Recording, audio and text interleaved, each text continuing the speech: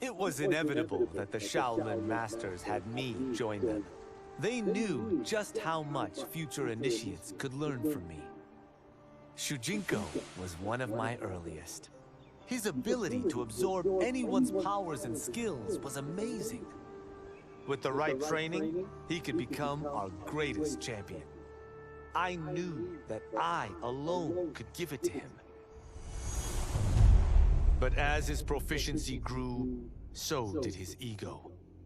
In love with himself and his power, Shujinko became a threat to the realms. He hadn't learned humility, because I wasn't the one who could teach it. I should have listened to Raiden's warning and not tried to train Shujinko alone. After he was subdued, Shujinko's accumulated abilities and memories were taken from him. He is once again a new initiate, ready to begin his training. This time, Raiden and I train Shujinko together. He will become the champion he is destined to be. And I will fulfill my duties, humbly and cooperatively. Were it not for my godly counterpart, I would not have survived the battle against Titan Shang Tsung. Meeting him, though, raised questions. Why did I replace him in this new era?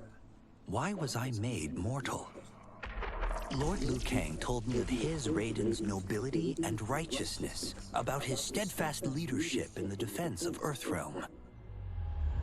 He also told me about Raiden's dark side, how he could be consumed by rage and cast aside the rules he otherwise lived by. Making me mortal and incapable of such anger was to keep me from following in his footsteps. Though I understood the reasons why, I felt I had been done a disservice. To survive the coming battles, I may need the edge that only great rage can bring. As the Shaolin couldn't aid me, I sought out someone who could. Someone to stoke the fire within me and teach me to master it. For this, I could have no better teacher than the Shirai Ryu's Grand Master.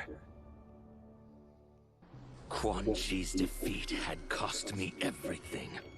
For months I had furthered his plot, and now I had to start over. Saido's people were still in chains. That's when Rain approached me. On the run from Empress Melina, he was desperate for help. And though I'd had my fill of sorcerers, this one was different. I agreed to provide him safe haven. He agreed to help topple Saido's government. And topple it we did.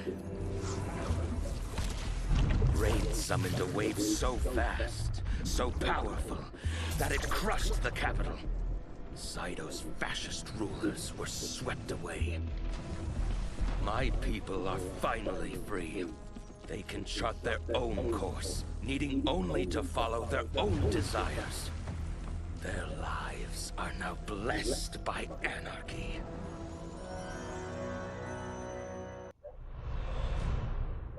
Though Ermac had freed me from my Legion cell, I found myself no less imprisoned. I had no allies, no benefactor, and no obvious path back to power. And power is what I crave. But why should I settle for the scant abilities of someone who is an underling sorcerer? I should be the one who controls history, who bends people and events to my whim. I should control the hourglass and wield it as the keeper of time. While I search the realms for the hourglass, I further master the dark magic needed to destroy Liu Kang.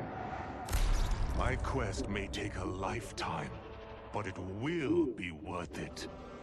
For when I succeed, I will achieve omnipotence. As I regained consciousness, I regained my memories. My transformation into a creature of chaos. My defeat of Titan Havik. And my failed confrontation of Liu Kang. Sector was obsessed with finding the means to purge my soul of Titan Havik's corruption. She was shocked when I told her she should do no such thing. Infusing my soul with chaos did not damage me. It enriched me. By embracing randomness and chance, I have unlocked vast new powers. My combat is less predictable, more formidable, and radically more lethal. Titan Havik gave me these gifts to use in fomenting his chaos. Instead, I will use them to fight for the Lin Kuei. Kang, the Shaolin, my brother and his clan, will yield in terror when confronted